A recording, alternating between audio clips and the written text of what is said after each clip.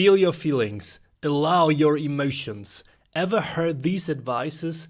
Well, then let me tell you that this is not a good idea for everyone in every situation. Because especially if you had a childhood full of trauma, you may sometimes feel angry and furious about little things or just start to cry in everyday situations. This is emotional dysregulation and it's caused by early trauma. And on top of that, we often feel shame and guilt around these emotions. So what can we do? Today, I will show you 7 ways on how to control these emotional outbursts. You will learn that it's not your fault if you have these intense emotions and which skills you need in order to feel less thin-skinned and dysregulated. Let's explore these 7 ways together. Welcome to today's episode. My name is Robert, and today I'd like to start with some stories from my own life that I experienced to explain how emotional dysregulation actually looks like. And the first story is I was on holiday with a couple friends, and we always have dinner in the evenings. And one day, a very good friend of mine, he came back from a really intense fishing trip, and he was extremely exhausted. He was overwhelmed. The trip cost him a lot of energy, and he just wanted to eat anything. So he didn't really care about anyone else. He just came back, grabbed some food, and started to feed himself. And I was also waiting the whole afternoon for him to come back, and I was looking forward to a dinner with all of us together. And when I just saw him taking food and starting to eat without looking for us, looking for me, I was completely upset with him. I was really furious, and in a really angry tone, I was saying to him, "You just start to eat now." And this is emotional dysregulation. It's such a small situation, and why this happens, we will see in a bit when we go more into depth, but maybe you can already guess why it's happening, because I didn't feel seen in that situation. I feel that my needs weren't respected or were not seen in that situation. Another example here is when I was in a city, I remember, with an ex-girlfriend of mine. We were somewhere in a city with her brother, and they wanted to go somewhere to grab some food or, I don't know, go somewhere pretty fast. And I was also in a bit of a hungry state, so I was a bit hangry here, and they wanted to go to that food place quite fast. And I didn't want to go there. I wanted to go somewhere else. And I also didn't want to go that fast. So what did I do? I was full of despite. I was just falling behind, and they went on without me. And I was like this child, like, I don't want to go there. Don't wait for me. I will go on my own. Okay, so this is dysregulation. This reminded me maybe of my childhood, where my needs haven't been met, where I haven't been seen as a child, so I was reacting like this. Also, when I was younger, I used to cry just out of a sudden, which is also a typical dysregulated reaction here. What is emotional dysregulation now? Well, when we have a really intense emotional state, then these emotions feel so intense that it feels like they completely fill us up entirely. This is how I usually describe those emotional, very intense states. They take you over completely, entirely. And often I say to friends when they experience emotional dysregulation, because it also happens sometimes to friends, because we're all really sensitive people, right? And I say to them, well, calm down. You are in the emotion. You are the emotion right now. So you can think clearly. And often those emotions that we experience in those heavily dysregulated states, they are anger, they are grief, and they are shame. Those are usually the three. So we are furious, we are crying, or we just want to disappear. You can't control these states. This is also pretty typical for emotional dysregulation, that it's uncontrollably for us. And it's true because this is a trauma reaction. And it's also true for reactions, for example, meltdown situations, shutdown situations in neurodivergent people, like people with autism. That's also comparable. So when those states happen to us, we can't control them. And what's also really typical is that you can't figure out anything in those states. What I read a lot on YouTube is navigating dysregulated is like driving drunk, and this is a perfect comparison here. In my favorite childhood trauma paper, Adult Survivors of Childhood Trauma, emotional dysregulation is described like this. Okay, there are multiple symptoms of trauma, and I made a full episode about that paper, which I will link to you up here and the description below. This episode, we go through each of the symptoms. Emotional dysregulation is one of them, and it's described in the paper as, for example here, survivors may find it more difficult to regulate their emotions when they are under stress or re-experiencing a sense of powerlessness. So there is intense difficulty in the regulation of our emotions, in our self-soothing capacity. Other things that are listed here are irritability and chronic hyperarousal, as well as recurrent or chronic suicidal ideation in really severe cases. Self-harm is another thing, because when emotions are extremely heavy, you just want to stop them, but you don't know how. So some people hurt themselves, they harm themselves. And maladaptive coping strategies such as addictions and eating disorders are also linked to those states of dysregulation. Where in childhood exactly is emotional dysregulation rooted? That's an interesting question to ask, because usually in people with complex post-traumatic stress disorder or with PTSD, people who survive trauma usually survive that in their childhood. Where exactly is that rooted is usually, for people with complex trauma, rooted in unmet needs in their childhood. So those needs that I explained already in the stories in the beginning are usually needs that the child had, that we all as children had, and we didn't feel seen, we didn't feel heard back then. So we had emotionally unavailable caregivers which didn't see us, which didn't hear us. Or we also could experience an invalidation of our feelings as children. That means that we are being told that the emotions we feel are somehow wrong or unimportant. When you as a child, you often cried, and people always said to you, just stop crying, crying is not a good thing, come on, be tough, it's wrong to cry. Then we repressed the emotion, and then it came back even stronger afterwards. And of course, it comes back as adults, because anytime we feel that emotions, we think about, okay, we shouldn't feel that, and that makes it even worse. Chronic stress or trauma in general is something that's also causing that. So it's an overactivation of our fear responses that we experience as children. Shame-based conditioning is also a thing here.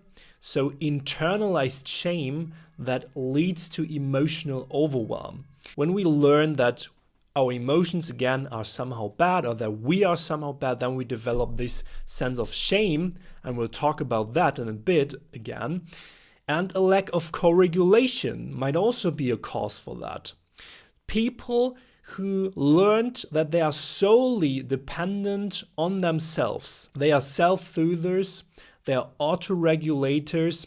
For those people, co-regulation never was an option. And co-regulation means that we had the ability to go to a loving person like our mom, our dad, and they helped us to ground ourselves again, to regulate ourselves again. And if that was never an option, then we experienced a lot of emotional dysregulation. So states where we are completely on our own and we don't know how to re-regulate ourselves. It's very important to mention here, and I want to underline that for all of us, it was never ever your fault that you feel this way. And up to this day, when you feel such intense emotional states, it is never your fault. It is rooted within your childhood. This is where it actually comes from. Why are we reacting this way? We can also explain that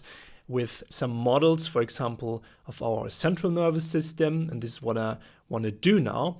Dr. Peter Levine, he always says, and I totally agree with that our body is always reacting first. So trauma is always stored within our body, and this is why we feel a physical reaction first if we are triggered, if we are in an emotionally dysregulated state as adults.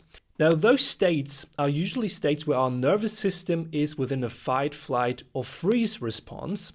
And in your past, when you experience those states, your nervous system has learned to react like this to protect you.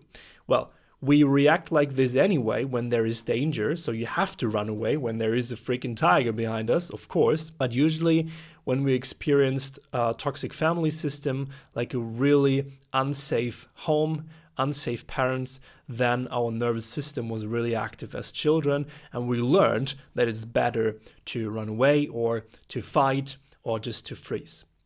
And again, it was just because your only chance in order to get your needs met, which is crucial for children, which is crucial for all of us human beings, was to create such a reaction. And we have a look at the polyvagal theory here, which is a potential approach on how to explain those reactions. And there are 3 levels. I explained that quite a lot here on the channel before. There are 3 levels, or 4 states basically, in which our central nervous system can be in. There is usually the ventral vagus state. This is our usual state during the day where we feel calm, compassionate, and relaxed. I feel like this right now. And then we have the flight response. This is where we feel panic, fear, anxiety. The fight response, which is where we feel anger, rage, irritation. Those are sympathetic states. So fight or run away, where we take action if there is danger. And there's the dorsal vagal state. That's the freeze state. This is where we feel numb, where we feel depressive, dissociated, so cut off of our body, where we feel shame. And usually those states are also connected with each other. And when we are in a dysregulated state, we are not in the ventral vagal state, which is our regulated state. We are somewhere above that line here, above the activation line in the flight, fight, or freeze state. I also want to talk about emotional dysregulation in the context of toxic shame here, because shame is also something, and guilt as well, that appears around those emotional states. When we feel easily irritated or we cry easily, we often also feel somehow shame for that. So we feel that it's wrong to feel this way, or that we are somehow weak or too sensitive, those kind of things. And I want to look into them now. And I want to ask you here, do you feel, you can ask yourself, comfortable in public when you're crying there because you experience a meltdown or an outburst because of a tiny trigger? And are you proud because you are completely out of your mind and shout at your partner or a friend just because they did something wrong? Ask that to yourself. Probably not. Probably when you're an empathetic being and you like harmony in your relationships, then you feel shame and guilt. And this is why I want to talk about the cycle of toxic shame here, because this is pretty closely related and linked to emotional dysregulation. And we need to understand the cycle of toxic shame here in order to understand emotional dysregulation. So when we experience an emotion, let's say you cry, you experience grief, sadness, something really makes you cry and feel sad, then there is this spontaneous emotion of sadness and grief arising within you. And then you remember that you shouldn't feel this way, or that you shouldn't be so sensitive, that you shouldn't cry in front of other people, something like this. You learned that as a child, of course, when you had such caregivers who taught that to you. Then you experience toxic shame. And what we do then, if we experience toxic shame, we play the ideal persona. The ideal persona is always the tough one often, okay, is the person who, we'd like to be without those emotions of grief and sadness, and we mask, we hide this part of ourselves, which is actually quite sad. We also sometimes apply compensating strategies like grandiose or degrading thoughts. We say, well, I have such an amazing car, I have such an amazing job, so we leverage our status because we feel so insecure that we cry, so we need something to balance that. Or we put ourselves in the role of victim and say, well, I'm such a bad person, I'm such a horrible person that I'm crying here. So we make that even worse that way. And people who do that often end up in addictions. And when we are addicted to something, to people, to drugs, to medication, to coping strategies, to distraction, then it exhausts us. And when we understand why, because again, it's just because we suppress so many emotions, such as grief, sadness here, we end up often in depressed states, in burnout states, and we need to withdraw and isolate ourselves. But this way we can't interact on a social level, so social interactions are difficult for us, but many of us have this from deep inside, this need, this longing for intimacy and close relationships and social interaction, because we are social creatures. So we go back into social situations after a time, and the cycle starts from the beginning. This is what's behind emotional dysregulation. To sum that up, emotions are suppressed. We feel ashamed of specific emotions, and instead we try all these different things, compensating strategies. We have addictions to cope with that.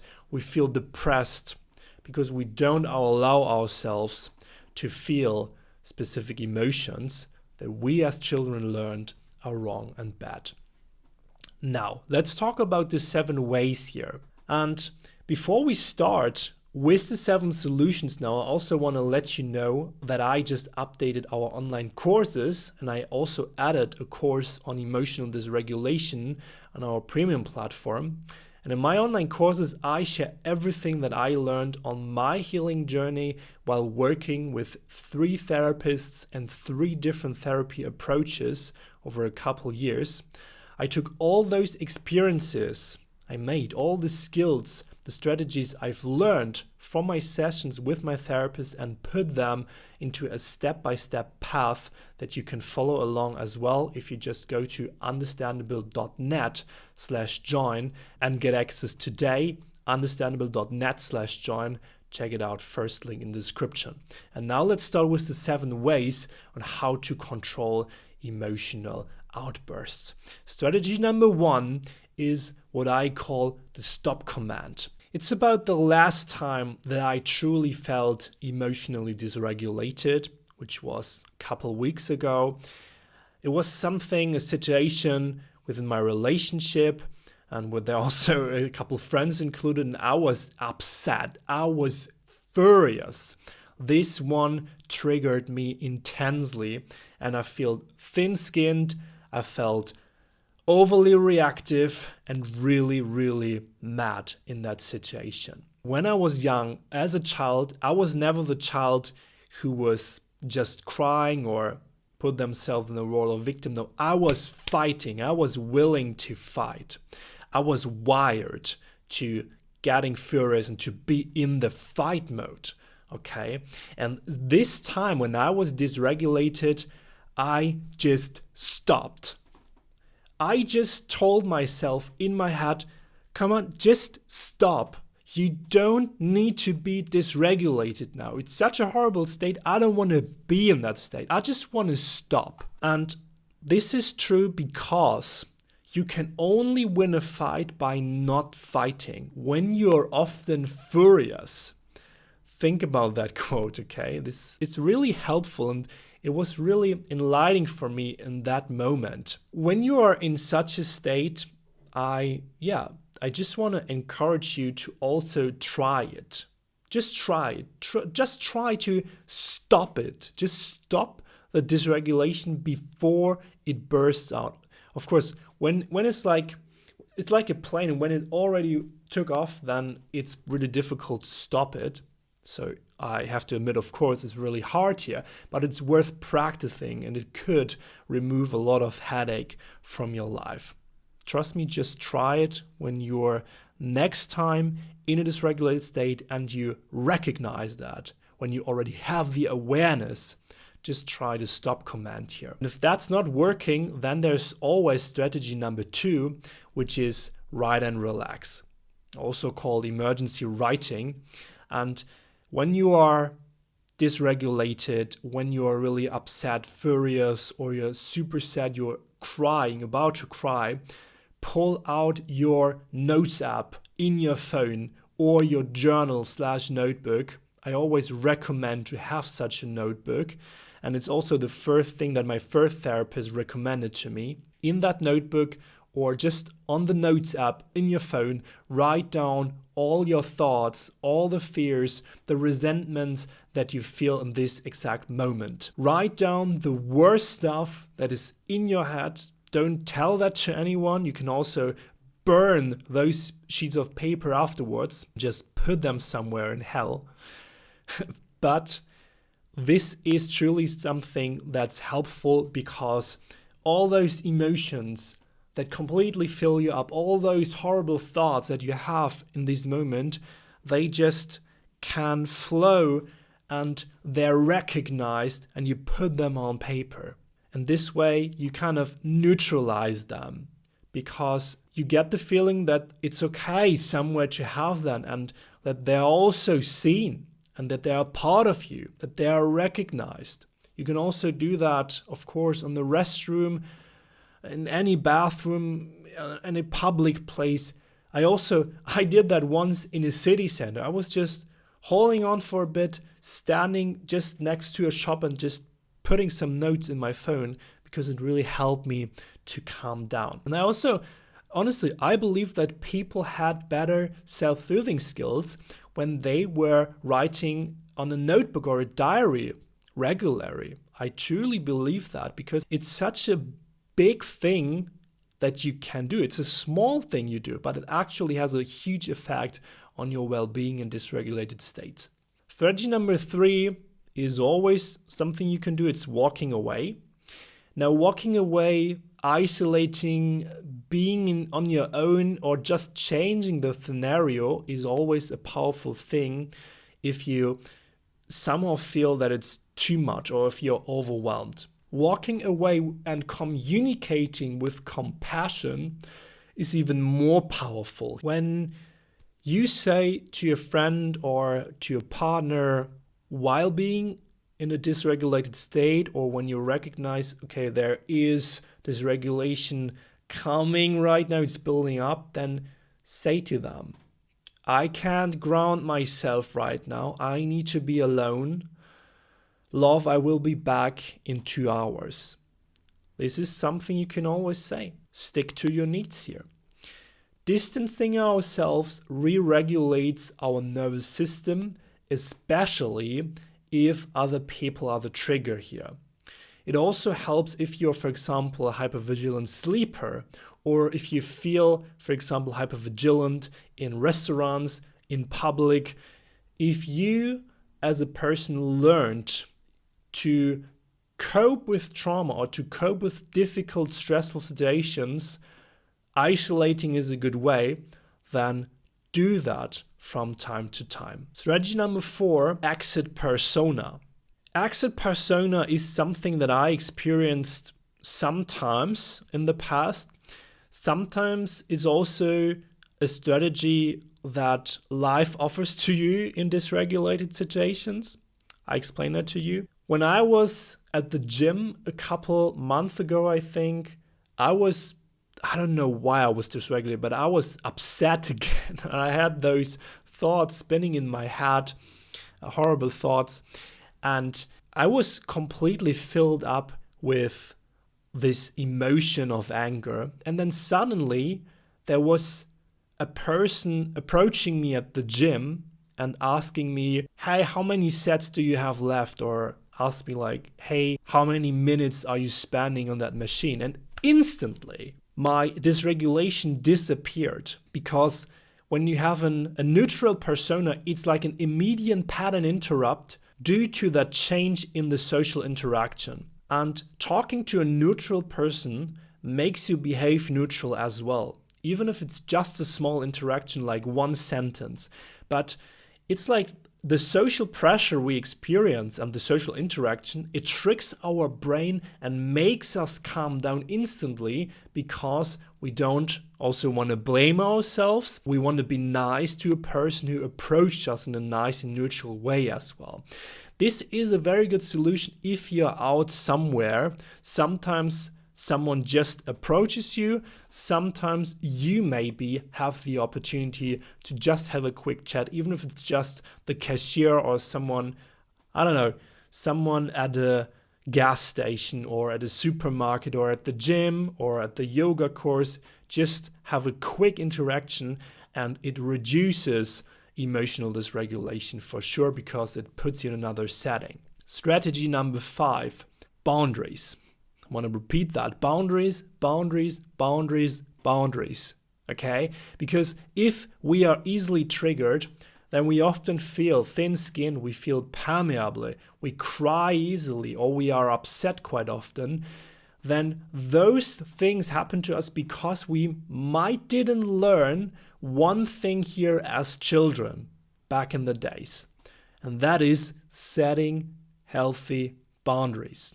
Why didn't we learn that as children? Some of us, some trauma survivors, because we were not allowed to set healthy boundaries or to communicate our emotions when we were young. So setting boundaries was never a concept that existed for many of us. And again, I want to underline that here. This is not your fault that you can't set boundaries for yourself now as a full-up grown adult. But what you can do now is taking responsibility and learn to set those boundaries now. In one of my premium courses, I also have a particular exercise that I did in my second therapy, which was the NAMS therapy, which I like to do now with you. It's part of the level 4 courses on how to set boundaries, where I share this exercise in particular. For this exercise, you just need a chair and a long rope or cable. Now, please don't do this exercise while you're driving. I think that's also even impossible. Don't know why I'm saying that, but yeah. Do this at home or do this at your office where you feel safe and have some calmness. Now, to do this, sit on your chair and create awareness for the surrounding space. Look around. What can you see? Oh, there's my computer. There's a cup. There's the wall, the curtain. Just create awareness first. Now put the rope or the cable on the ground around your chair. Create a circle here. It should be a closed circle at this point where you feel your space ends. So figure out that point where your sensation of your actual space that you have around you ends. And to give you some context, we all have a field, something that I call awareness for a space around us. For some people it's broader, for some people it's more narrow. And when someone enters this space, then we feel discomfort, or we feel that our boundaries have been crossed here. And I like you to focus on the sensation of that space now. So how does your space feel? This room around you, how does it feel? The goal of this exercise is to sense the dimension of your space and the boundary of it. Because so many of us never really experience that there truly is such a thing as our space and also a boundary around us. And if you do not have this sensation, then your boundary is right here. It's your skin. So this is the reason why so many of us feel thin-skinned or permeable or super sensitive, because we don't have this dimension of space and a boundary around us, because we never learned that. We never had this sensation of protection around us, that there is a sense of room. But when do we recognize it? We always recognize it when someone already crossed the boundary, because then we experience discomfort, we experience that we want to isolate, that we want to flee, or we experience dysregulated states. Those are a reaction of that, because we feel that we cannot protect ourselves. And that's a logical consequence out of missing boundaries. So try the exercise and maybe let me know in the comments you experience a sense of room and boundary for the first time in your life. And to get access to this and other exercises as well, again, just go to understandable.net/join and get access to all the courses and many more exercises, which are also this way. Strategy number 6, compassion. You may feel shame or resentment towards yourself when being in dysregulated states. We talked about that before. Being compassionate is a good trick here as well, because remember, it is not your fault that you react so sensitive and emotional. It's because you learned it that way in your past. So react to your dysregulation with compassion. And at some point, you just know your reaction as well. So you are familiar with it. That means when you experience dysregulated states again and again and again and again over decades, then you just know that you sometimes react this way. And my first therapist always said, Robert, just say to yourself, oh, I see, there it is again. Or, oh, it's happening again. Okay, I already know this. I experienced that so many times during my life. It's okay that it sometimes happened to me. It's not something that I should completely wipe out right now and make disappear. No, it's okay that it's happening because I learned it this way, and it's something that tried to protect me when I was a child. Strategy number 7, last but not least, humor. It is always a fascinating thing to me how my brother was dealing with emotional outbreaks of other people when I observe him. He was always not taking things personally, but instead cracking an easy, compassionate joke, and then everyone was laughing and the dysregulation disappeared for everyone affected. While this is truly difficult and definitely an advanced strategy to react with humor, this can still be worth a try. And it's not about not taking it seriously, but more about a pattern interrupt here. When you think, well, humor could be an option, and you already progress to that state, then this could also be worth a try. What do you think about those 7 ways to deal with emotional dysregulation? Maybe you have also discovered more different ways. Definitely let me know in the comments. If you want to support the podcast, leave me a 5-star review on Apple Podcasts or Spotify. And I see and speak to you next Sunday here on the channel for another episode. Have a great day.